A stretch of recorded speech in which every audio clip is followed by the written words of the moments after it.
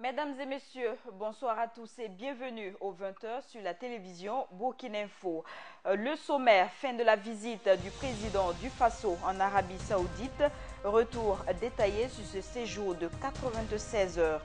Le discours sur la situation de la nation exposé par le Premier ministre devant l'Assemblée nationale est diversement apprécié par les citoyens burkinabés. Des réactions dans ce journal. Approvisionnement en eau des populations de la ville de Ouagadougou, le ministre constate de visu l'effectivité de la mesure. La journée du 5 mai 2016, dernier jour du séjour de 96 heures du président du Faso en Arabie Saoudite, n'a pas été de tout repos. Rochmark Christian Kaboré s'est rendu au centre historique Roi Abdulaziz, un musée qui retrace l'histoire de l'Arabie Saoudite. Il a aussi parlé partenariat avec le centre Roi Salman de secours et d'action humanitaire. Le reportage de Cheikh Omar Bandaogo.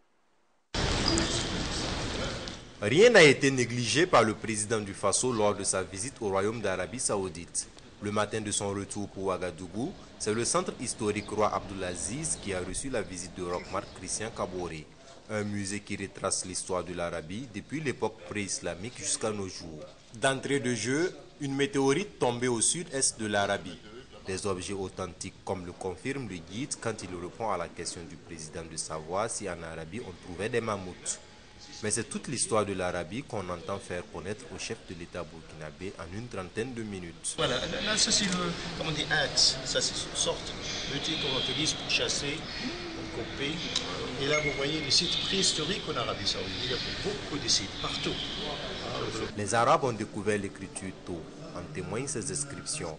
La céramique, les outils de chasse, les armes, les techniques architecturales jusqu'à la découverte du pétrole. C'est à croire que l'Arabie Saoudite est riche d'histoire. La réplique des deux saintes mosquées de la Mecque et de Médine a été la dernière étape de la visite du musée de Riyad. Le cap est mis ensuite sur le centre Roi Salman de secours et d'action humanitaire. Un centre vieux que d'un an, mais prompt à servir la cause humanitaire. Il a à son actif des actions déjà réalisées en Afrique et partout dans le monde où le besoin se fait sentir.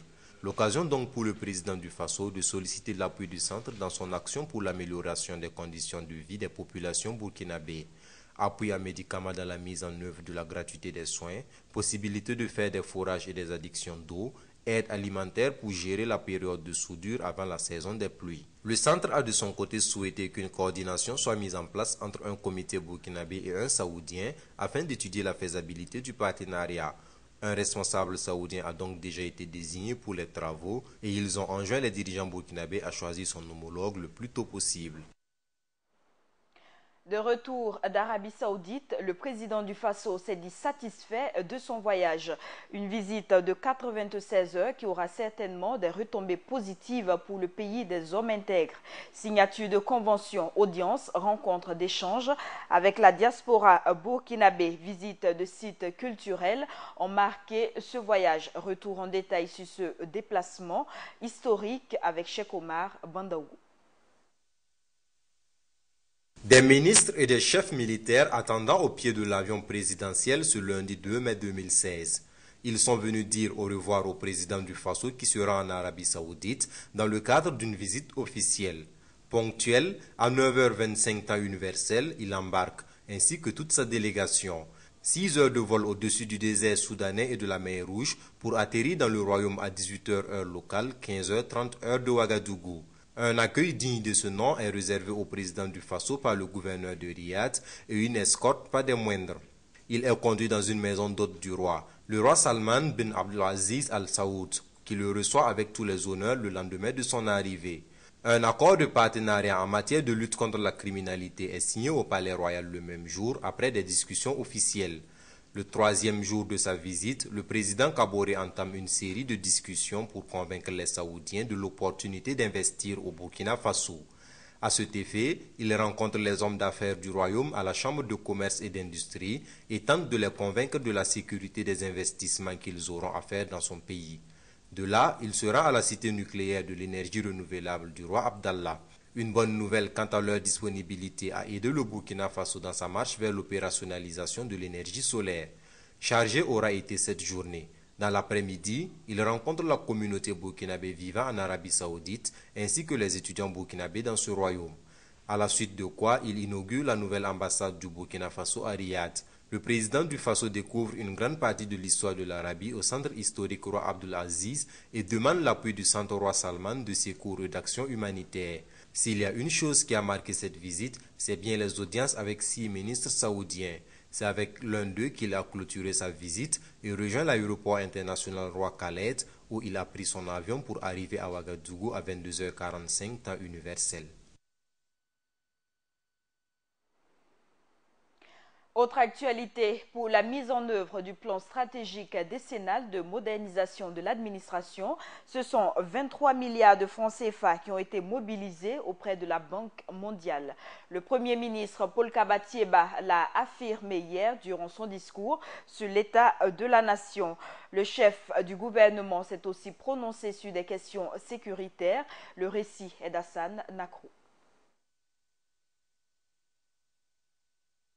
La fonction publique, la modernisation de l'administration et la sécurité ont occupé une place importante dans le discours du Premier ministre.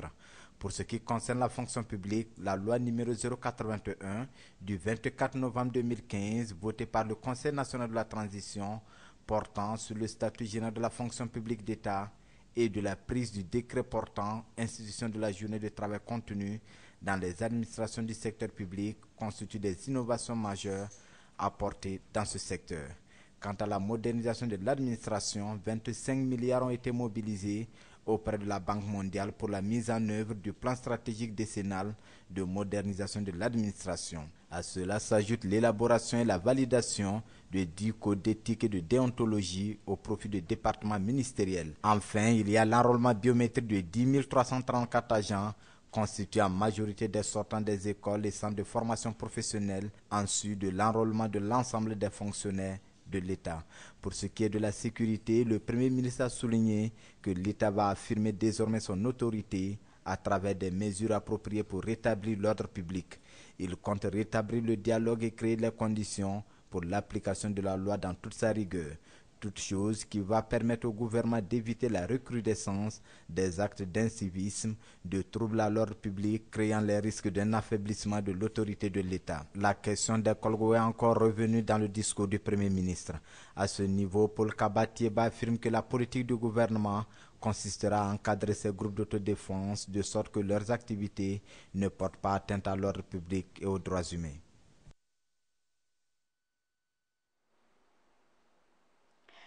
Après la déclaration du Premier ministre devant les députés, les élus ont soulevé plusieurs questions liées à la question de la prestation, de la qualité de la prestation des réseaux téléphoniques.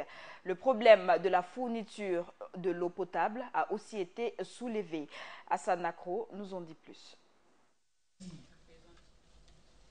Les députés de l'Assemblée nationale n'ont pas manqué de souligner certaines préoccupations du peuple burkinabé au chef du gouvernement.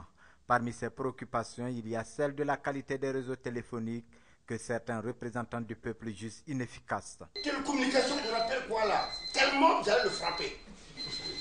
On me téléphone quand je veux prendre, je veux appuyer, ça s'éteint, je n'entends rien, et puis tout à coup je vois que cher client, que cet appel vous a coûté, mais je n'ai pas téléphoné, et je n'ai rien vu. Il y a un gouvernement ou pas? Le gouvernement doit redresser tout ça rapidement. Autre préoccupation, c'est celle liée à la question de l'eau, où beaucoup de citoyens burkinabés, surtout ceux des grandes agglomérations, ont du mal à obtenir. Excellence, nous sommes en 2016. Ouagadougou a soif. Ouagadougou a très soif. La distribution d'eau alternée proposée n'est pas respectée. Des zones font 5 jours sans eau. Excellence, Monsieur le Premier ministre, quelle assurance pouvez-vous donner à la représentation nationale que Ziga 2 ne sera pas dépassé avant sa mise en œuvre? Même le programme quinquennal du président du Faso n'a pas échappé aux députés. Pour un programme bien ficelé et bien vendu au Burkinabé, au bout de 4 mois, vous n'avez pas réalisé le miracle promis aux électeurs burkinabés. À toutes ces questions, le Premier ministre a essayé de donner les réponses. Cet argent, ça vient d'où? Et c'est à quoi? Ça ne crée pas de richesse. On s'appauvrit pour l'avenir. Non, je pense qu'il faut qu'on soit, nous, notre génération, il faut quand même, j'ai dit, c'est une conviction, on ne peut pas bâtir une nation sans qu'une génération se sacrifie. Ce n'est pas possible. Ce que nous devons faire aujourd'hui, nous menons la bonne politique, on ne peut pas faire autrement. Je mets quiconque au défi, amenez les professeurs d'université, amenez-les. Je suis prêt à discuter avec eux. Il n'y a pas d'autre politique possible. Il faut assainir la situation dans les pays. Et c'est ce que nous essayons de faire. Il faut noter que le gouvernement de Paul Kabatieba n'a que 4 mois d'existence, mais beaucoup d'efforts sont fournis pour mieux répondre aux aspirations du peuple burkinabé. Des Burkinabés donnent leur appréciation de l'exercice constitutionnel effectué hier par le Premier ministre Paul Kabatieba à l'Assemblée nationale. Des avis mitigés, des propos recueillis par Gaël Rodrigue. Conformément aux dispositions de l'article 9 de la loi fondamentale, le Premier ministre a prononcé ce 6 mai 2016 devant la représentation nationale sur la situation de la nation. Justice, sécurité, fonction publique, eau, santé, bref, tous les secteurs sont passés au pain fin lors de cet exercice. Ce discours du Premier ministre Tieba est apprécié par les Waralais à l'image de Suleiman Tiendrebego. Oui, le Premier ministre, on l'attend de ce qu'il a dit que les soins gratuits, par exemple les femmes enceintes et puis les enfants de moins de 5 ans. Mais on aimerait qu'il élargisse pas seulement les femmes enceintes et puis les enfants. Certains restent tout de même dubitatifs par ces déclarations. Nous avons suivi le discours et nous apprécions, mais nous avons du mal à croire aux politiques. Si le gouvernement applique réellement ce qui a été dit dans le discours, cela bénéficiera à l'ensemble de la population. Nous avons trop de problèmes, surtout le manque d'eau. Certes, ce problème existait déjà, mais cette année nous souffrons plus.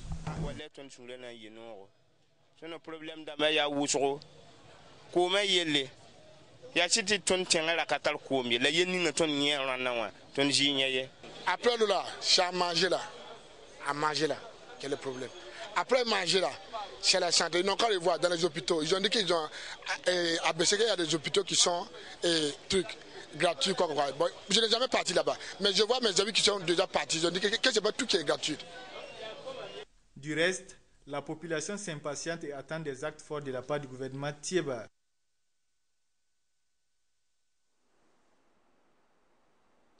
L'actualité, ce sont les municipales 2016 et particulièrement la situation qui prévaut à Zogoré. Selon notre confrère de Burkina 24, les partis politiques en lice à Zogoré ont été convoqués ce samedi par le président de la CENI pour discuter de la possibilité d'exécution de la décision du Conseil d'État qui a souhaité la réception des dossiers du MPP. La concertation aurait été délocalisée à Ouagadougou, ne pouvant pas se tenir à Zogoré pour des questions de sécurité. Et seul le MPP serait venu avec ses dossiers. Les autres partis politiques auraient boudé l'appel de la CENI. Burkina 24 rapporte également que selon Maître Barthélémy Kéré, si la situation reste telle et que la CENI est dans l'incapacité d'établir un bulletin de vote, je cite, « C'est clair que l'élection ne pourra pas se tenir à Zogoré », fin de citation. Une situation déplorée par le président de la CENI et qui qualifie de défi grave lancé à la démocratie et à la République. Autre actualité, le ministre de l'Eau et de l'Assainissement est allé constater de visu l'effectivité de la distribution alternée de l'eau par l'ONEA dans certains quartiers périphériques de la ville de Ouagadougou. Le ministre Ambroise Ouedraogo s'est rendu à Wapassi, puis à Nagrin et à Taptenga, suivant ce constat de Philippe Ada. Première étape du constat de l'approvisionnement en eau potable des populations de la ville de Ouagadougou par le ministre en charge du département, Wapassi, quartier durement éprouvé par les coupures intempestives d'eau ces derniers jours. Une citerne pleine de liquide précieux y est convoyée ce matin du 7 mai pour étancher la soif des habitants. Après quelques conseils d'usage, les premières gouttes tombent dans le bidon de Dame Salemata Ouedraogo. On s'approvisionnait en eau en allant soit à Gunguin, à Pissi ou à Bonam. Mais cette opération nous soulage beaucoup, au point de nous faire esquisser des pas du Warba. Que Dieu bénisse le gouvernement. Depuis qu'on a pris ces nouvelles-là, tellement qu'on a besoin de l'eau, même pour boire là. On est ici depuis 5 heures. On attend l'eau là. Vraiment, ils n'ont pas voyé.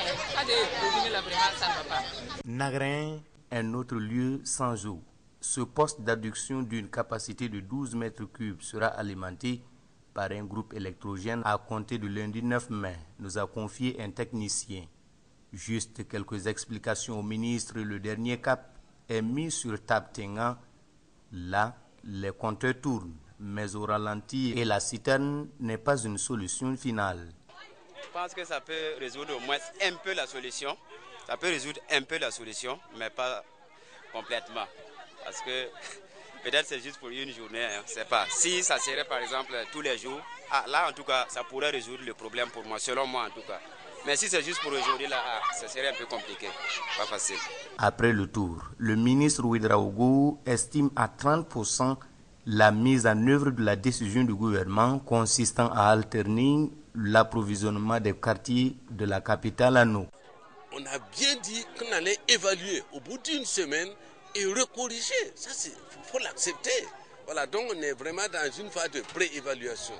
Deuxième mesure de l'urgence dans l'urgence, c'est un peu ces citernes d'eau que vous voyez. Franchement, on avait un peu été, je voulais dire, un peu réticent à ces citernes d'eau. Mais visiblement, ce matin, on est sorti voir, ça règle des problèmes, ça soulage. C'est d'autant plus que c'est gratuit. On donne l'eau là gratuitement, c'est subventionné pratiquement de fait et on pense que ça peut aider. Parlons agriculture à présent. Près de 5 millions de tonnes de céréales sont espérées au Burkina Faso au thème de la campagne agricole 2016-2017. Des aménagements hydro-agricoles concerneront 24 500 hectares. Rappelons que le secteur agricole représente 40% du PIB du Burkina et emploie environ 86% de la population active.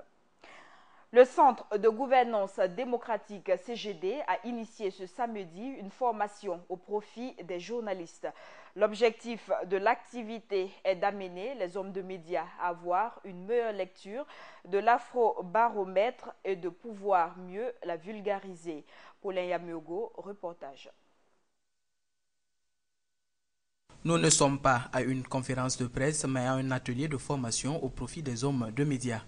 Organisée par le Centre de gouvernance démocratique, cette formation vise à donner non seulement aux journalistes les rudiments nécessaires pour une meilleure lecture des données afrobaromètres. Une formation dont l'objectif vise un plus grand nombre. Vous savez que les journalistes représentent ce que nous appelons la voix du plus grand nombre. C'est eux qui doivent s'approprier des sujets et le diffuser au plus grand nombre pour que ceux qui n'ont pas connaissance de ce qui est fait ou de ce qui est entendu soient beaucoup plus au courant. Donc nous pensons que les journalistes constituent un maillon central dans ce dispositif qui est aujourd'hui d'ouvrir les données afrobaromètres au plus grand nombre. Mais comment le faire? Nous sommes là pour aider les journalistes à s'approprier ces données, aller voir comment on peut les collecter sur le site afrobaromètre ici et là pour pouvoir en faire usage dans leur métier. Et une fois qu'ils auraient fait ça, ils pourront dès lors influencer les politiques publiques, puisque l'idée, je veux dire la finalité plus ou moins des données afrobaromètres, c'est que ces données afrobaromètres soient utilisées par ceux qui sont en charge des politiques publiques, leur élaboration comme leur mise en œuvre, pour qu'ils puissent s'en approprier pour en faire des politiques efficaces pour les populations. Et pour offrir une bonne formation aux hommes de médias, des modules leur ont été inculqués par la présentation des outils afrobaromètres, mais aussi par des travaux pratiques. D'où la satisfaction des journalistes. Aujourd'hui, il était question, donc, n'est-ce pas, de nous amener à aller au-delà des chiffres.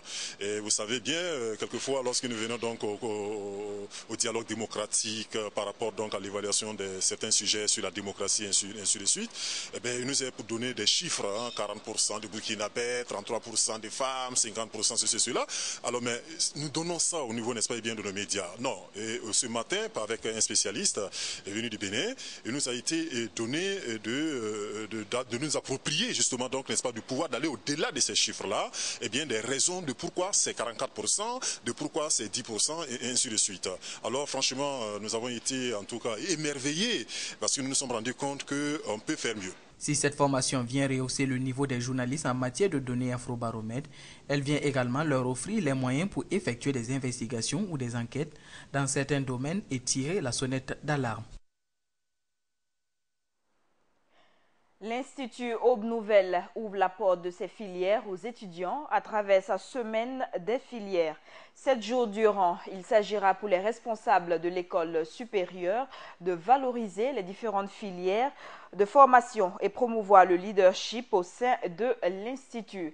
Gaël Rodrigue a assisté à la cérémonie d'ouverture de la semaine des filières. L'Institut Aube Nouvelle ex-ISIG a ouvert sa semaine des filières ce 7 mai 2016. Une semaine durant, étudiants et responsables de la dite université mettront les petits plats dans les grands pour valoriser les différentes filières de formation et promouvoir le leadership au sein de l'Institut. Alors, une semaine dédiée aux filières, pour nous, c'est une opportunité offerte à chaque filière, vraiment de se valoriser et de démontrer leurs capacités professionnelles déjà. Vous avez vu le fait qu'ils sont appelés à négocier et à convaincre les parrains est déjà un exercice professionnel très important. L'innovation cette année est de faire découvrir aux élèves souvent confrontés à des problèmes de choix de filières les opportunités de formation de l'Université Aube Nouvelle. Principalement cette année, on s'est tourné vers les élèves parce que vous voyez, lorsqu'on arrive en terminale, il y a le souci du choix de la filière pour continuer ses études. Donc on a pensé que c'était mieux que nos petits frères viennent et participent, qu'ils voient un peu ce qu'on peut trouver à l'université, que déjà ils puissent décider de ce qu'ils vont faire de leur avenir. Les représentants des parrains ont exhorté ces filleuls à plus d'adhérer au travail.